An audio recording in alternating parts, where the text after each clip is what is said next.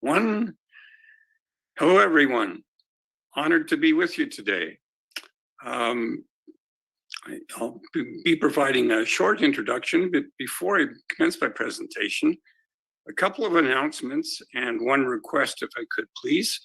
Firstly, I won't be able to review absolutely everything that's outlined in my 20-page overview that should be available to you. So please feel free to access that overview either during or after my presentation.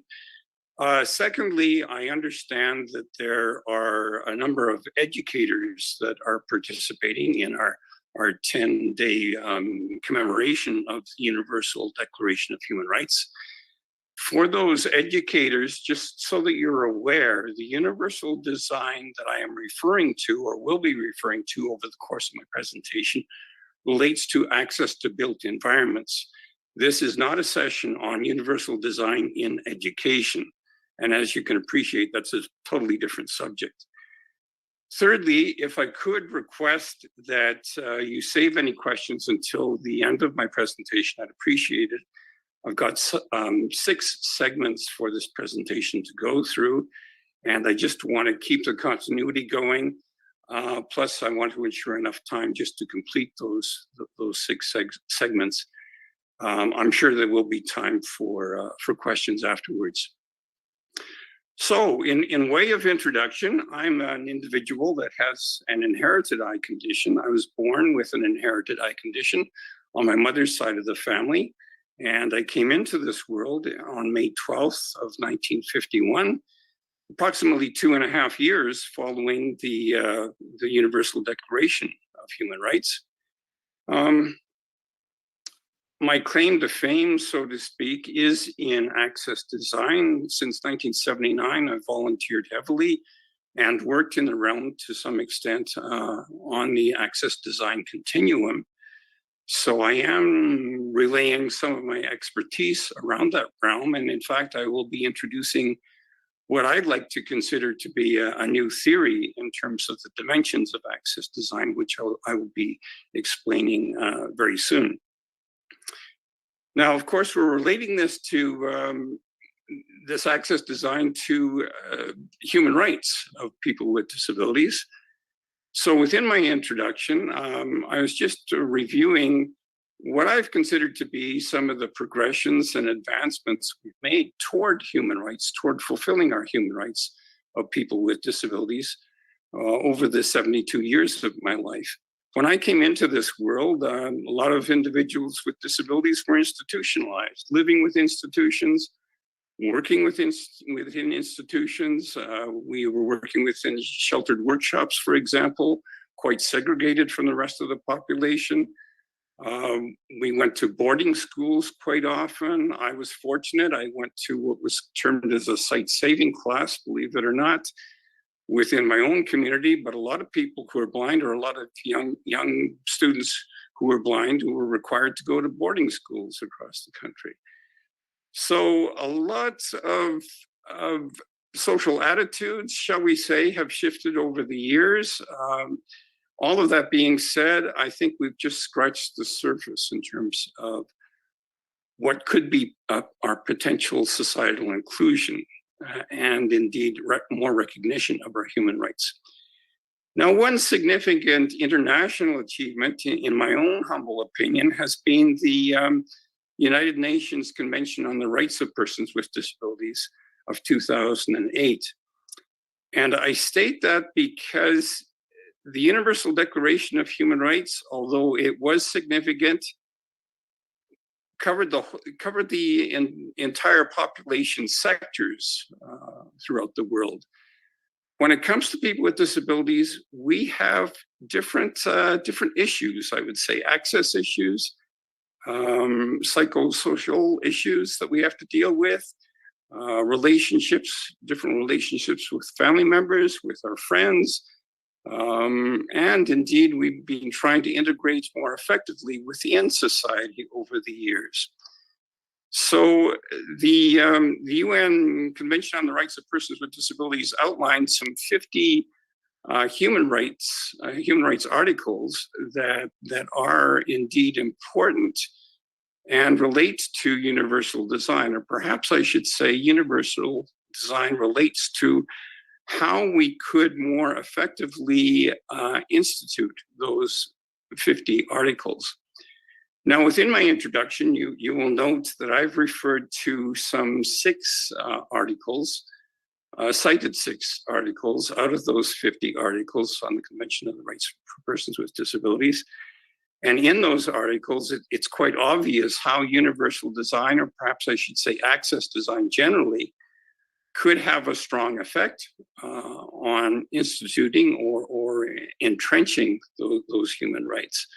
So, of course, some of those articles refer to access to work, equitable access to work, and of course that means access to the work settings, equitable access to education, and of course that affects access to educational settings, access to sporting events, access to cultural events, even political life. And indeed, one of the articles refers to one's choice of where and how they would like to live. So that implies access to accessible housing within our society, which is an ongoing issue for many of us, particularly in these days with a shortage of housing or difficulties with housing generally.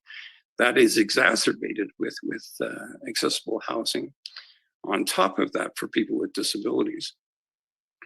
Now, let me progress to universal design. A little bit of history around universal design. Universal design was not the first access paradigm that existed. It was developed in the mid-1980s. But prior to that, the commencement of the access design continuum really began in the late 1950s, early 1960s. And forgive the H word, but the original access design paradigm was termed as the handicapped access paradigm. The handicapped access paradigm provided some smattering of design intricacies within structures. So, for example,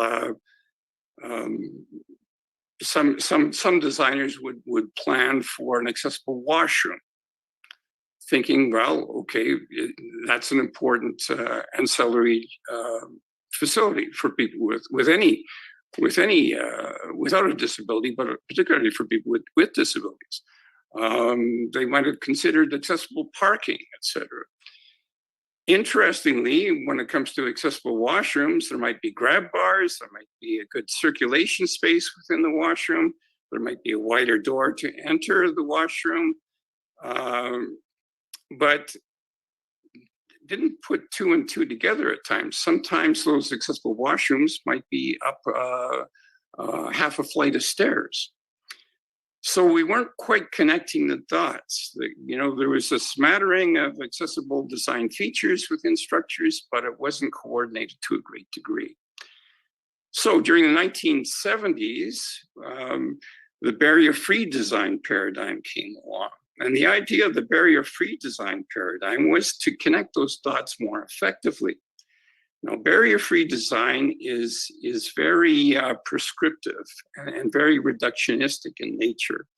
It provides exact measurements, say, for widths of paths of travel. It provides maximum or the range of gradients that might be available for ramps for people with physical disabilities. It provides exactly the amount of turning radii that might be required for people to circulate or effectively turn their wheelchairs, etc. Also, during the barrier-free design paradigm, people with sensory disabilities jumped on the bandwagon. So the barrier-free design paradigm also considers exact measurements for people using a white cane, for example, cane detectability measurements, etc. And considers people with other sensory disabilities, such as people who are deaf or hard of hearing. Lighting conditions, for example, where You don't want an ASL interpreter being silhouetted so that the individual who is deaf wouldn't be able to notice the features on the person's face along with their finger movements. Those kinds of examples. Now, what's interesting about the barrier-free design paradigm is you will notice that paradigm exists right up to this day and continues to evolve. And the reason it's still here is that building codes adopt barrier-free access, particularly in Canada. Section 3.8 of the National Building Code and Section 3.8 of the Alberta Building Code are indeed entitled around barrier-free access. Now, when we get into the mid-1980s, an architect by the name of Ron Mace came up with the idea. He was saying, well, and by the way, Ron Mace had a physical disability himself. Ron Mace came up with the idea that, well, barrier-free design is excellent. That's great. It accommodates people with cross disabilities. But if we're accommodating the needs, the access needs of people with disabilities, why not generalize that? Because those access designs could benefit greater populations. In fact, essentially, they would benefit anyone with or without a disability. So he took quite a quantum leap, and he came up with 7 universal design principles, if I can recall them. Sometimes I forget them because I've never really seen a facility that truly embraces all of the 7 universal design principles. So they are equitable use, flexible use, simple and intuitive use, perceptual information, which of course relates to my own condition in terms of visual perceptions or lack thereof, tolerance for error, low physical effort, and adequate space for approach and use. So those very, very broad principles continue to be written about, researched about, and indeed applied with those designers who truly embrace universal design.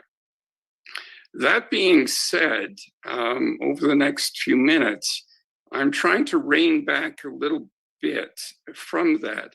Just as the Convention on the Rights of Persons with Disabilities has now focused more on the rights of people with cross disabilities, I think we should go back to some of the fundamentals of access design for cross disabilities.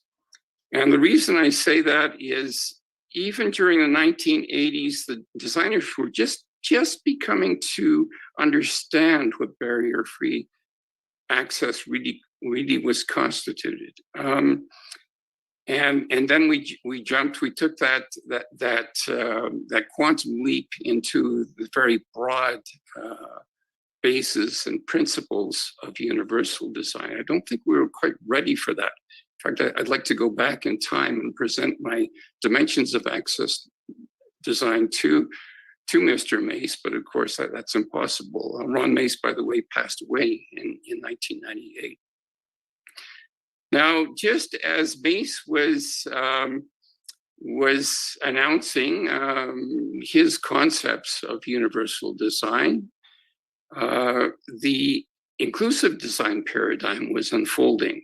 And indeed, there's quite a renowned center at the University of Buffalo, identified as the Center for Inclusive Design and Environmental Access.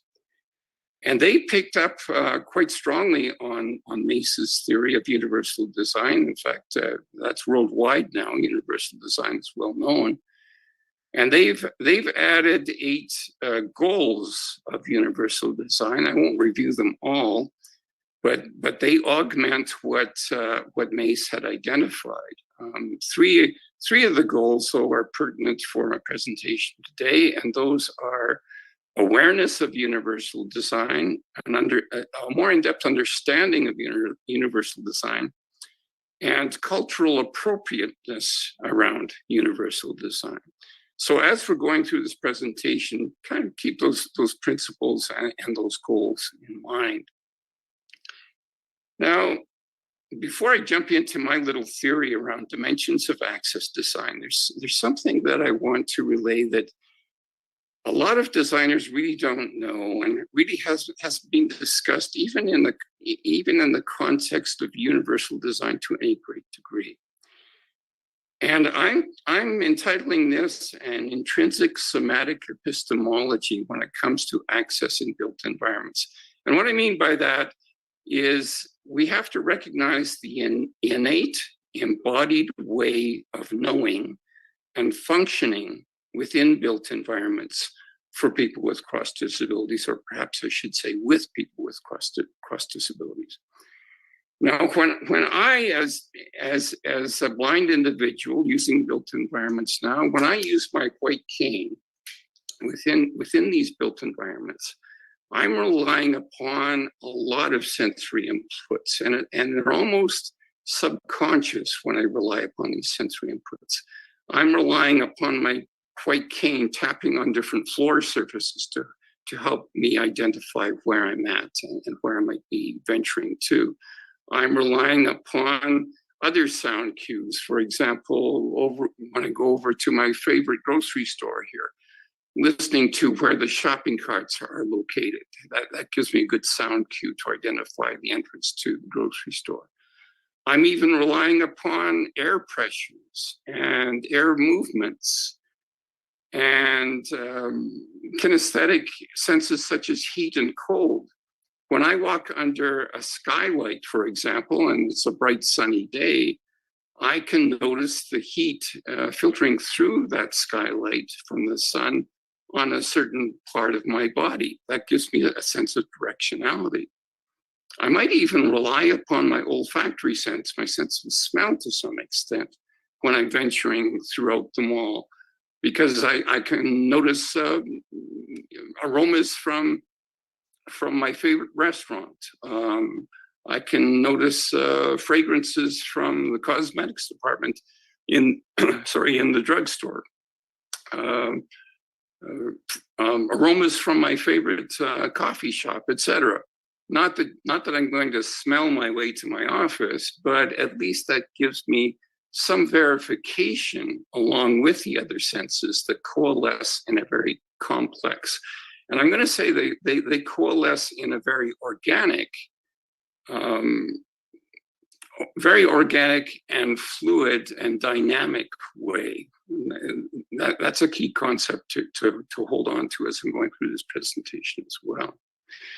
Now, similarly or comparably, people using wheelchairs, people with physical disabilities, they use their own environments or access different environments in a very subliminal way as well. I've known individuals with wheelchairs that have such muscle memory and tend to use their wheelchairs in such a natural way that sometimes they can hop over obstacles, believe it or not, with their wheelchair, or do a wheelie and go back on their wheels and try to navigate around a really difficult configuration of space very naturally. And then I'd ask them, well, how did you do that? They often reply, do what? They're so conditioned into that they don't even think of it. Now, that doesn't mean that we can totally adapt ourselves to built environments. On the contrary, we're requiring more effective adaptations or effective access design, aiming at universal design, but more effective access design for our true functioning within built environments. Now, this takes me to what I term as the dimensions of access design. And some designers might label them as elements of design. I don't like to use that word because elements implies that these are separate units and they can be added or subtracted. These dimensions of access design, you'll see what they are, these 14 dimensions of access design have mutual influence. They have very organic, dynamic, and fluid mutual influences, both between the dimensions of access design and within each of those dimensions. Now, I'm separating these dimensions of access design in quotations into two groupings. The first grouping deals with access design for people with sensory disabilities and or cognitive disabilities.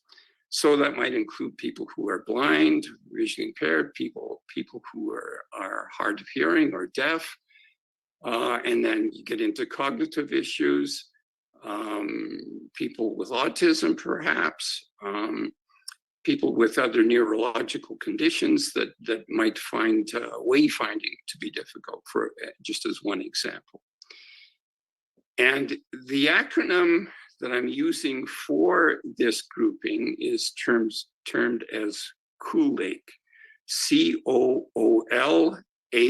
COOLAKE. Now, I'll just allude very briefly before I get into COOLAKE. The other grouping would be people with physical disabilities. So the reason I'm separating those two groupings is just because a designer has an intricate knowledge of people with sensory disabilities, for example, that doesn't automatically mean they can induce what they've learned around access design for people with sensory disabilities to people with physical disabilities.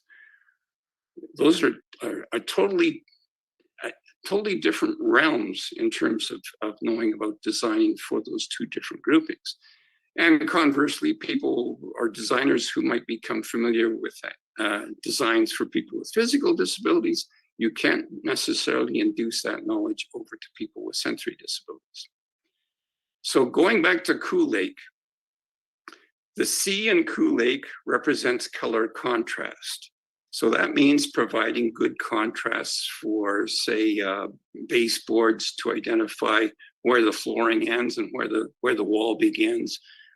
Contrasts for door frames, contrasts for handles, so that you can identify where the handles are for the doors, those types of things.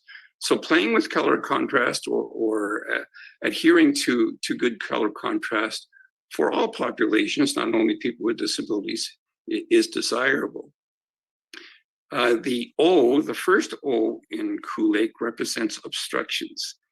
And it's important to recognize that designers not only understand what the ideal designs are for these two different groupings, but also that they understand what obstructions might be accidentally or inadvertently created.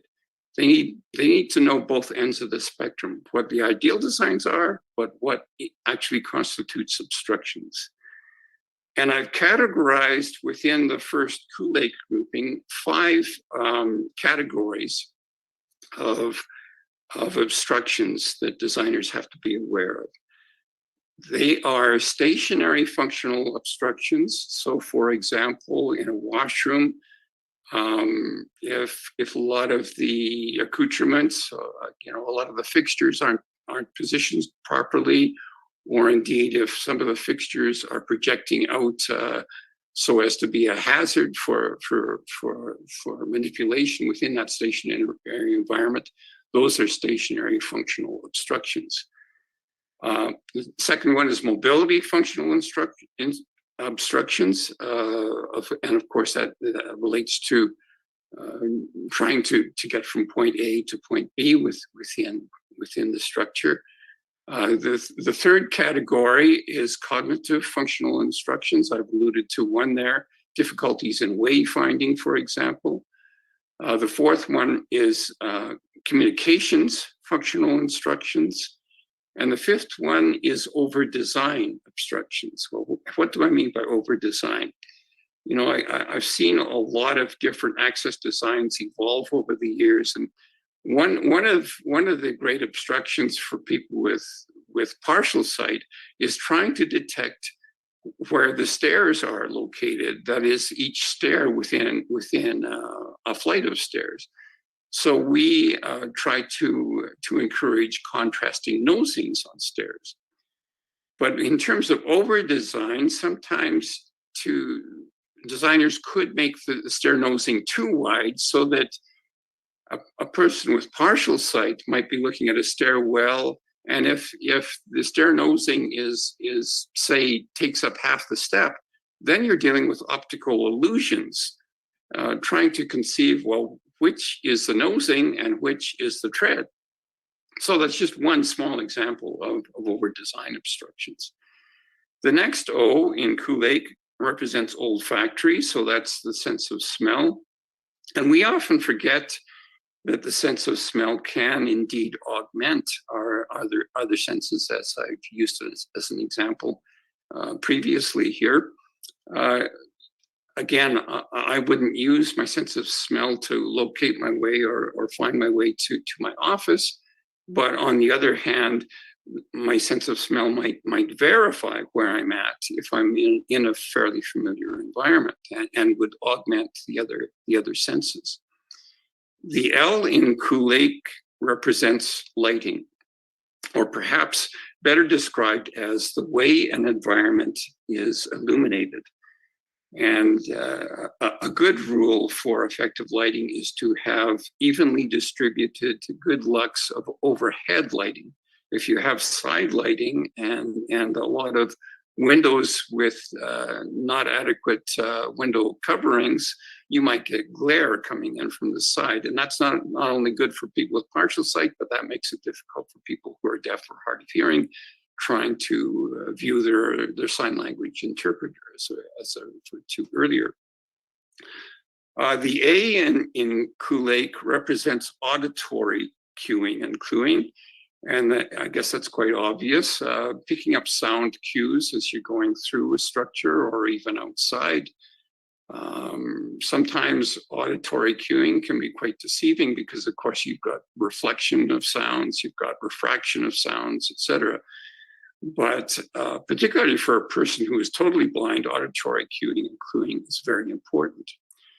The K within Cool Lake represents kinesthetic cueing and cluing. Now, kinesthetic cueing and cluing includes heat and cold detection, air circulation that might help a person with cueing in as to where they are. Even dealing with different air pressures that might help a person cue in as to where they're located. But of course, kinesthetic cueing includes tactile cueing as well. The use of my white cane comes into effect, of course, in terms of the tactile cueing, but also tactile signage, using my fingers to detect where I'm at in terms of tactile signage. And even feeling the flooring through my shoes. One important aspect of cane detectability is not only detecting different floor surfaces through the tapping of my white cane, but also noticing those different floor surfacing accoutrements under the soles of my shoes. The E in Coal Lake represents ergonomics, and we're using the term ergonomics in the broadest sense there. We're intending to indicate the wayfinding within a building, the logical layout of the building in terms of those ergonomics. But of course, ergonomics within a stationary environment too, as I alluded to, within a washroom, locating the soap dispenser in a logical location, the towel dispenser, the garbage receptacle, all in ergonomically safe and logically situated locations. So those are the 7 dimensions of access design for individuals with sensory and or cognitive disabilities. So let me segue over to people with physical disabilities. I've got an acronym for them as well, and it's termed as GOSHT. Now, GOSHT is GOSHCCD.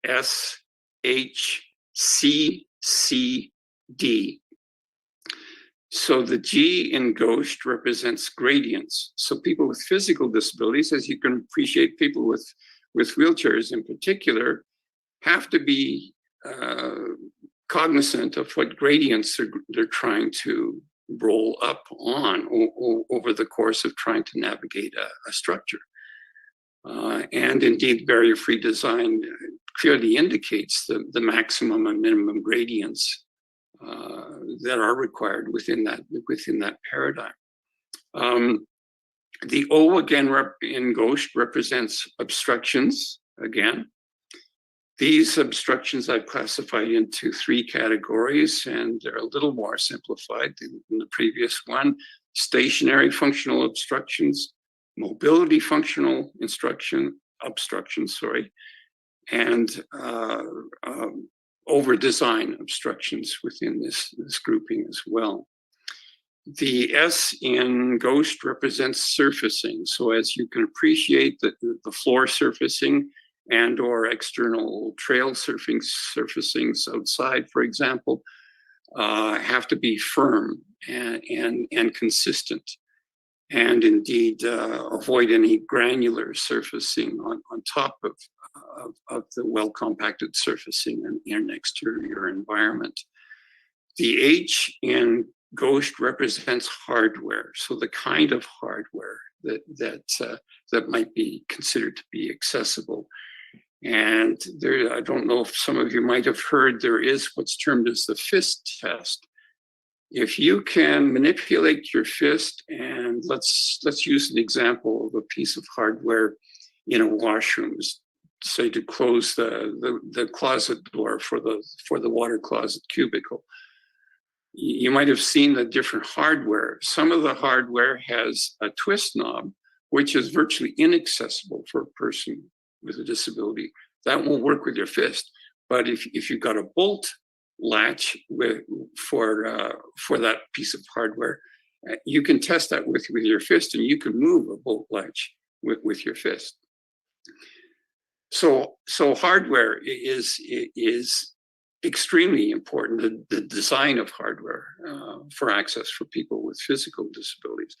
And we can get into digital hardware now too, because of course we're relying upon digital technologies more and more, which have opened the doors, so much so, not only for people with physical disabilities, but people for sensory disabilities as well. So digital hardware is important in terms of keeping up to date in terms of what's digitally available for access for all of our populations as well. The first C in Ghost represents circulation. And by circulation, I'm not referring to air circulation here, I'm referring to pedestrian circulation. So as you can appreciate, to adhere to that principle of low physical effort and simple and intuitive use, for example, the distance of the circulation for a person, say, to venture from their accessible parking into the facility is very important. And indeed, that's why designated parking is situated as close as they can to the main accessible door to any facility. So circulation space, but the circulation pattern is also important in terms of access for people with physical disabilities. Now, the second C represents configuration of space. And actually, in terms of the second C and the D represented within Ghost, I'm splitting anthropometrics. Now, for those of you that aren't acquainted with anthropometrics, that essentially is the reaching abilities for a person when they're situated with their adaptive mobility device, whether it's with crutches, or whether it's with a walker, or whether it's with a person in a wheelchair. And of course, as you can appreciate, there are a wide range of different sizes of wheelchairs, particularly when you get into power chairs. So I'm splitting the C and the D into 2 categories of anthropometrics. Yes, it's important to understand the dimensioning of the reaching abilities when you're situated with an adaptive piece of equipment, but it's also important to recognize the configuration of the space you're trying to navigate with those dimensions is also extremely vital to consider.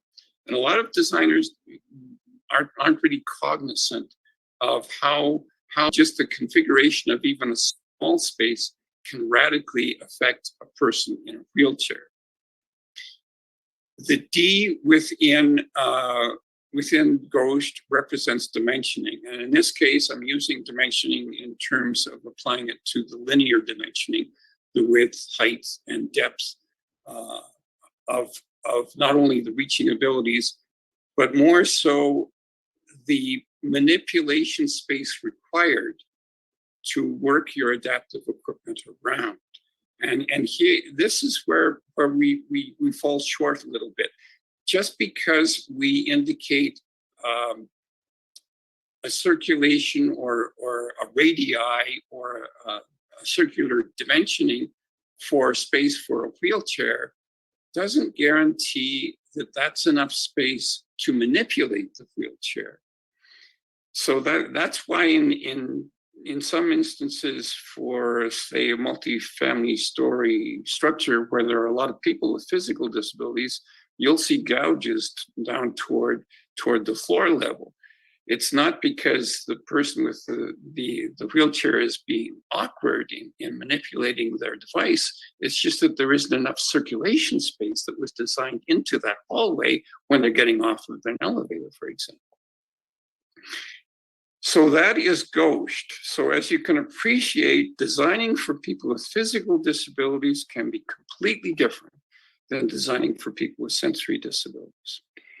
Now, of course, we don't design environments specific to people with physical disabilities as compared to people with sensory disabilities, do we? But it is important that designers understand the differentiation between those four groups before we combine them. So, of course, we've got public environments where there is an overlap between those two groups. You might want to consider proper lighting for a ramp, for example. You might want to consider the tactile warning service indicators, those tactile cues being situated at the top of a ramp. So it's kind of a warning strip for a person who is blind to indicate that the ramp is coming up. Ergonomics within the first category, that will highly affect planning for ergonomics generally. That will highly affect the pedestrian circulation within Ghost. So of course, there's a lot of interrelationships. There's a lot of permutations and combinations that provide very organic, dynamic, and fluid interrelationships between those two groups as well. Now, before I go on to the next segment, this is something that a lot of designers haven't really become cognizant of either, and I call it paradoxes of access design, PADs. One example of a paradox, what I term as a paradox of access design, are curb ramps. Now, a lot of individuals in wheelchairs, this goes back in the late 70s when we were trying to come up with a good standard curb ramp within Calgary. We were experimenting with different slopes for those curb ramps. Now, the steeper we made the slope so that the curb ramp would be cane detectable, and it's very important those curb ramps be cane detectable, because if they aren't sloped enough, a blind person could get confused as to where they're located. Are they on the curb? Are they on the sidewalk? Or are they in the middle of the roadway?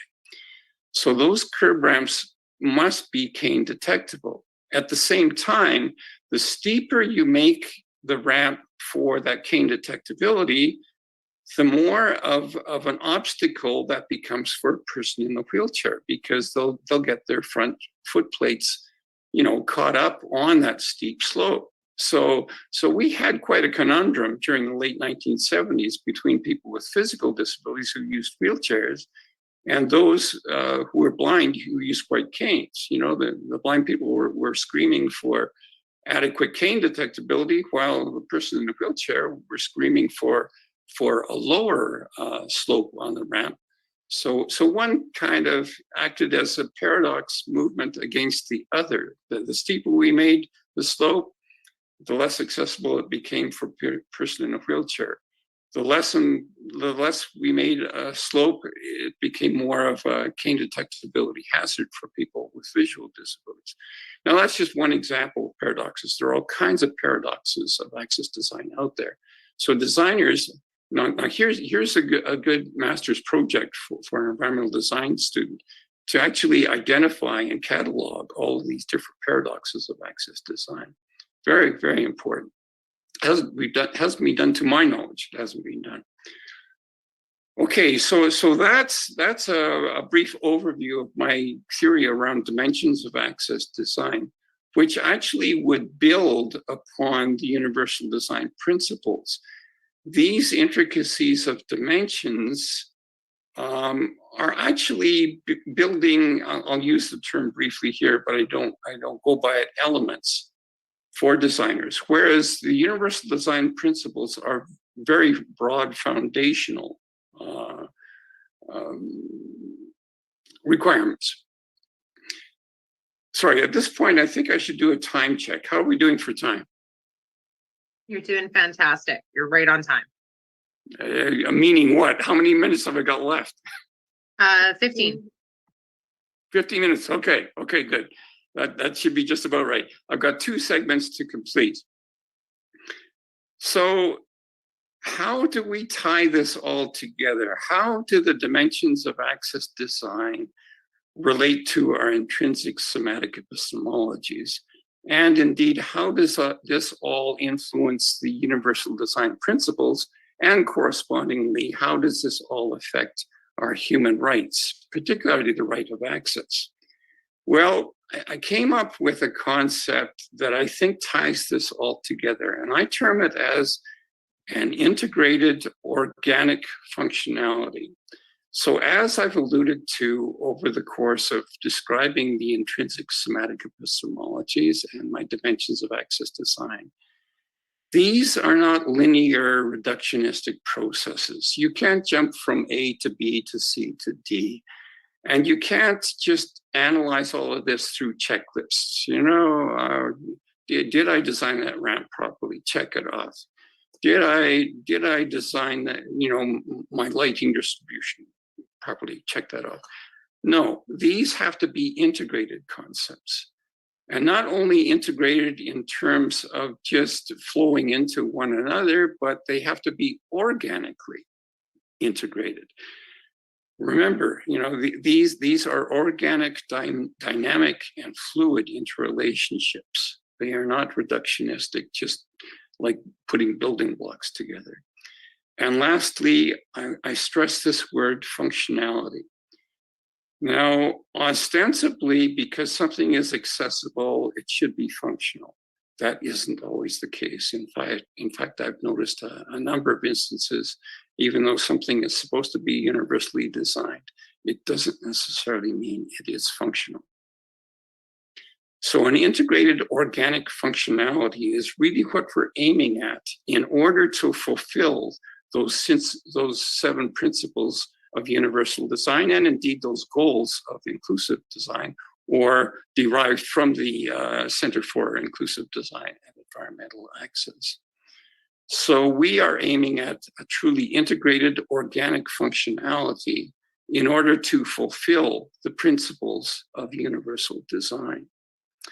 Now, just to close this off and just to conclude, over the last 25 years or so, there's been a lot of research that has been done on what's termed as spatial justice. And that relates to space within the built environment. Some urban geographers came up with that concept several years ago. And of course, that deals with power relations, you know, push and pull in terms of what's spatially, literally spatially just for utilization for people with wheelchairs or people with disabilities generally, as compared to the able-bodied population. But I would like to consider functional justice. I'd like to go beyond what's spatially just. I think we have to focus more on what is actually functionally just for people with the whole range of disabilities. And indeed, to fully entrench and fully exercise our rights of access, and of course, rights of access, as I've implied, affects all of those 50 articles within the Convention on the Rights of Persons with Disabilities. I suggest we actually have to attain functional justice above and beyond spatial justice. I'm going to leave it at that. I've covered a lot of territory. As I said, you can review my notes within the overview if you have questions and you want to clarify things further. But at this point, I'll just open it up for any questions you might have.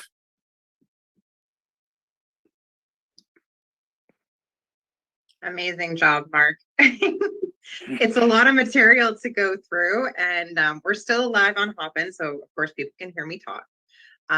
But just so much material to get through, and you did it so well, and even had me thinking about the ramps very much. Like the ramps really stuck with me because I don't know, but I guess my question too, one thing that was coming up was, are you seeing any developers who have like really embraced some of these principles and goals that you've been talking about? Are there any good examples out there that are actually making efforts towards universal design, or anything like that you're aware of?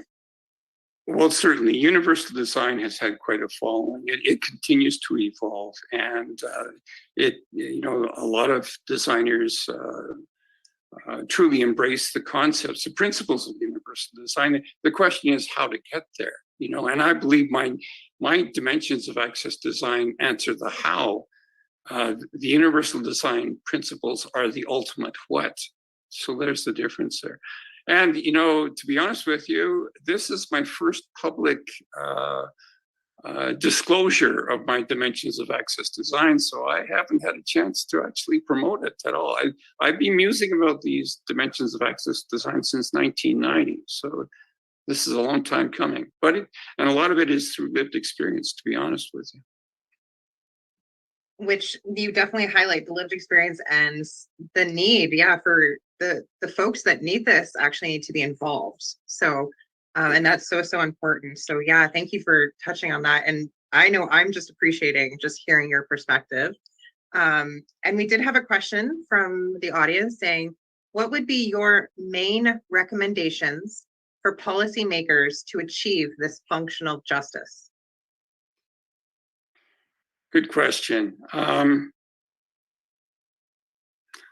I think, as I alluded to, we have to go back to the fundamentals of access design. I think we've got lost in the shuffle of trying to design as effectively for the greatest population as possible. So my policy suggestion would be to certainly fully recognize that we want to design for as many people as possible, but we have to educate designers more effectively on true access and functionality of people with cross disabilities. And the way we do that, just as an extension of policy, is to ensure that we have at least one course on universal design within each design school across our country. There's only one school. There's only one environmental design school, and actually it's the Ontario College of Art and Design that has a full program on universal design. And some of the other design schools across the country have absolutely nothing on universal design. So we need to start from the base of educating designers more effectively. So that would be my suggestion of policy: ensure that at least there's one course on universal design within each design school across our country. I think that's an incredibly good recommendation, and it actually surprises me and disappoints me a little bit that is not just already. Again, things are an afterthought or not included at all. So definitely see the need for that. We had another question from Sam, and Sam's from Voices of Albertans with Disabilities, and they're asking any suggestions on navigating the paradox access design challenges. Again, I go back. I'd love to see a master's student actually identify those paradoxes of access design and actually catalog a lot of them. I think in some instances we've missed the boat. This is where some obstructions have been created inadvertently because a lot of designers don't understand those paradoxes at all. I just very briefly, another example of a paradox of access design within my own disability population is people with different visual disabilities. I have retinitis pigmentosa. I require as bright intense lighting as I possibly can. A person with albinism or a person with macular degeneration is just the opposite. They require, a more dimly lit environment because their rods are less affected than mine. So the more we design for me with RP, the less accessible that makes it for a person with other eye conditions such as mac degen. We have to come to some mutual compromises, if you like, and mutually beneficial designs. And analyzing the paradoxes of access design will help promote effective accessibility much, much more. Thank you so much. No, and that's very, I'm just reading the chat right now, and there's some really great comments coming in. So I'm going to read just a couple to you. Nexi was saying, I went to design school and we didn't touch on universal design enough. It was very superficial. And Donna actually kind of brought up the slopes again as a wheelchair user, saying, I've never considered the cutouts have to have a certain steepness. Going up slopes can be challenging, and I often tend to do a headstand if it's too steep. How would you recommend? And there was a few others too, like another person was saying, I also see rumble strips at the top of curb cuts in Toronto. And I swear I've seen something similar in, say, like Amsterdam, because I was thinking about, say, Amsterdam infrastructure, and it's very flat. Like they don't have very big transitions from the street to the sidewalk. So I'm wondering if they use something similar there. If I could jump in there, those are called tactile warning surface indicators.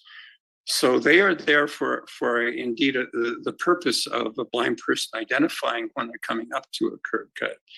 So indeed, and tactile warning surface indicators exist in other environments as well. It's particularly important to have a tactile warning surface indicator at the top of a slope or when there is a major drop off. So you're identifying that you indeed are approaching a major drop off. Yeah, good points. Mm-hmm. And Donna just had a question to go with her comments about that. When it comes to these paradoxes, how would you recommend builders tackle this diversity in need without putting anyone at risk? A good question. I mean, really, these should be approached at the design stage. I don't want to experiment with construction. For example, when we went back to designing those curb cuts in Calgary, we experimented extensively before the city of Calgary adopted an access design standard for those curb ramps. So we have to experiment well before, and which underlines why we have to catalog these paradoxes before they exist within our built environments. Yeah. No, it is, like you said, it's a tough one to tackle, but one that should be. We had, I believe, another question here from Ed, actually, and they're asking, what are your thoughts on hostile architecture, also known as defensive architecture or exclusionary design, that is used by so many designers to deter homelessness and loitering? Yeah. Yes, I think we have to look at a shift in culture of designers. I expressed that in my PhD thesis, that a lot of this is reflected upon the general social attitude, the psychosocial attitudes that we have around people with disabilities. Now, let's acknowledge we have made progress over the course of my lifetime. We certainly have made progress.